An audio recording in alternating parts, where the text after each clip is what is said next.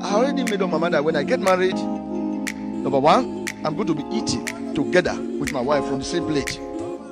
We're going to be bathing together. A lot of couples, they don't bathe together. I don't know what's wrong with them. They are missing. Let me just tell you are missing a lot. Instead of you scrubbing your back and begin to squeeze your hand and begin to wait, you have somebody. That is why they call her helpmate. That your hand that cannot reach your back, she's here to help you now. That is the beginning of her help. That's the beginning of her duty. I just on my back, in a very loving way. I will still be telling her, no, the other side. The other side. No, the other. I just wanted that hand to always be there. Say, you don't clean now.